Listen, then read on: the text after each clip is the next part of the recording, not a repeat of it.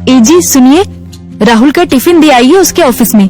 राहुल की माँ बोली, क्या राहुल आज साथ में टिफिन लेकर नहीं गया? आज उसके ऑफिस में मीटिंग थी बॉस के साथ सवेरे सवेरे, इसलिए बिना टिफिन के ही वो चला गया। ठीक है, मैं दे आता हूँ। राहुल के पिता तैयार होने के लिए कमरे में चले गए। एक दिन पहले, माँ, मेरे दोस्त के पिताजी भी टीचर थे, उन्होंने देखो कैसे आलीशान बंगला खरीदा है, नहीं तो मेरे पापा, हम आज भी इस किराए के मकान में रहते हैं। राहुल गुस्से से बोला। राहुल, तुम्हें पता नहीं शायद, पर तुम्हारे पापा घर में सबसे बड़े थे, इसलिए 2 बहन और 2 भाइयों की शादी उन्हें ही करनी थी, और साथ में तुम्हारी पढ़ाई का खर्चा, और तुम्हारी बड़ी बहन की शादी भी तो थी। किसने किया ये सब? क्या फायदा इन सब का? उनके भाई बहन अब बंगले में रहते हैं। कभी उन्होंने सोचा है कि अपना भाई किराए के मकान में रहता है तो उसके लिए एक छोटा सा घर खरीद के दे दे? ये सुनकर माँ की आंखों में आंसू आ गए। उन्हें समझ नहीं आ रहा था कि जन्म दिया बेटा अपने बाप के बारे में ऐसी बातें कर रहा है। फिर माँ बोली, तुम्हारे पिता ने अपना कर्तव्य निभाया, अपने भाई बहनों से कभी किसी चीज की उम्मीद नहीं की। राहुल पागलों जैसा बोल रहा था। अच्छा वो ठीक है, पर पिताजी लड़कों की ट्यूशन लेते थे, उनसे अगर फीस लेते तो आज पिताजी पैसों की गद्दी पर सोते। आजकल के क्लास वाले देखो कैसे इंपोर्टेड गाड़ियों में घूमते हैं। लेकिन तुम्हारे पिता के कुछ उसूल थे, ज्ञान बांटने के, पैसे नहीं लेने के, इसलिए तो उन्हें ढेर सारे पुरस्कार भी मिले। पता भी है तुम्हें? ये सुनते ही राहुल जोर से चिल्लाया, क्या फायदा इन पुरस्कारों का? क्या उनसे हमारा मकान बनेगा? पड़े हैं धूल खाते उस कबाड़ खाने में, कोई नहीं पूछता है उनको। तभी दरवाजे की बेल बजती है। पिताजी ने अपनी बातें तो सुन नहीं ली ना। इस डर से राहुल का चेहरा उतर गया, लेकिन पिताजी किसी से बात किए बिना ही अपने कमरे में चले गए। ये था कल का झगड़ा, और आज मोहनलाल ने साइकिल को टिफिन लगाया और कड़ी धूप में राहुल के ऑफिस पहुंच गए। कड़ी धूप होने के कारण वो थक गए थे। ऑफिस पहुंचने पर उनको सिक्योरिटी गार्ड ने रोका। राहुल सर को टिफिन देना था, क्या मैं अंदर जा सकता हूं? मोहनलाल ने पूछा। अभी नहीं दे सकते, वो बॉस के साथ मीटिंग में है, जब मीटिंग खत्म होगी तब दे देना। चलो यहां से हटो, बॉस तुम्हें देखना नहीं चाहिए।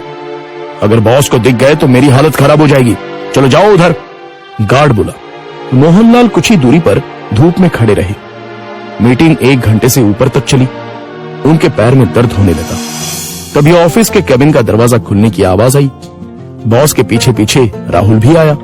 धूप में खड़े हुए पिताजी को देखकर वो मचलाया। चलते चलते बॉस की नजर मोहनलाल पर पड़ गई। गाड़ी में बैठने की बजाय वो वहीं खड़े रहे। वो सामने धूप में कौन खड़ा है? उन्होंने गार्ड से पूछा।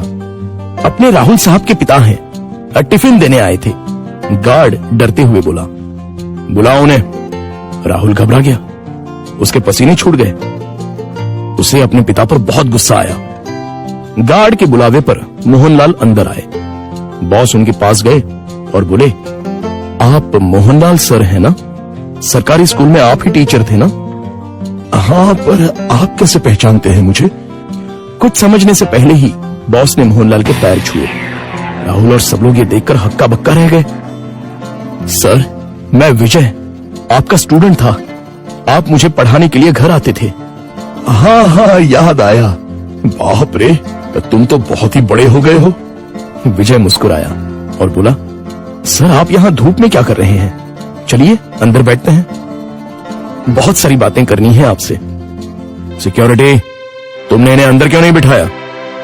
सिक्योरिटी ने शर्म के मारे गर्दन नीचे कर दी और बोला, सॉरी सर, गलती हो गई। इस पर मोहनलाल बोले, इसमें इसकी कोई गलती नहीं है, आपको डिस्टर्ब ना हो इसलिए मैं ही बाहर खड़ा हुआ था। ओके। विजय ने मोहनलाल का हाथ थामा और उनको अपने केबिन ले गया। बैठिए सर, अपने कुर्सी की तरफ उंगली करते हुए विजय बोला। नहीं, ये कुर्सी तो तुम्हारी है। मोहनलाल हिचकिचाहट से बोले, सर आपकी वजह से ही तो ये कुर्सी मुझे मिली है, इसलिए इस पर सबसे पहले आपका हक बनता है।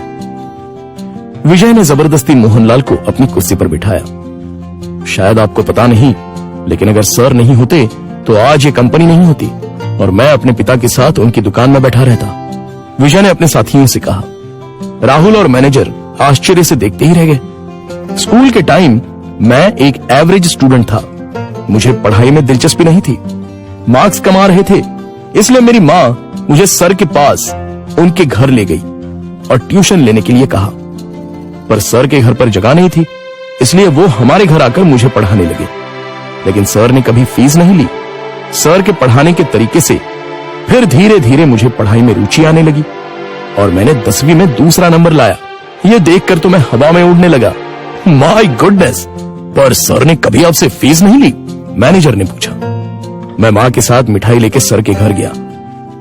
माँ ने 50,000 का चेक सर को दिया, लेकिन उन्होंने वो नहीं लिया। तब सर ने एक बात कही थी जो आज भी मुझे याद है। सर ने कहा था, मैंने कुछ नहीं किया, आपका बेटा ही होशियार था।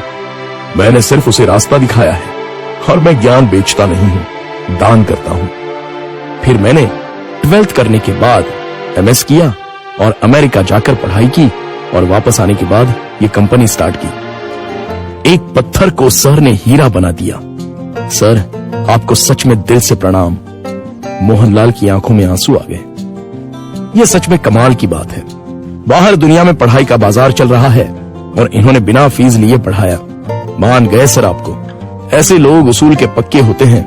इन्हें पैसों की और पुरस्कार की भी चाह नहीं थी। इन्हें तो बस अपने स्टूडेंट का भला हो, यही दिन रात सोचते थे। सही कहा सर आपने। ऐसे लोग तो दुनिया में बहुत ही कम होते हैं। सर, क्या आज आप उसी किराए के मकान में रह रहे हो? मोहनलाल की जगह राहुल ने ही जवाब दिया। हाँ सर, उसी किराए के मकान में रहते हैं। आज मैं अपने सर को गुरु दक्षिणा दूंगा।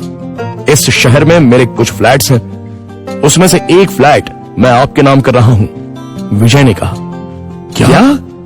मोहनलाल और राहुल एक ही साथ बोले। इतनी बड़ी गुरु दक्षिणा मुझे नहीं चाहिए।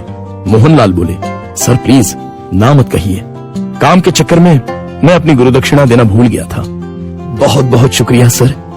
शुक्रिया मुझे नहीं, अपने पिता को कहो और मुझसे एक वादा करो कि तुम अपने पिता के अंतिम सांस तक उनके साथ रहोगे।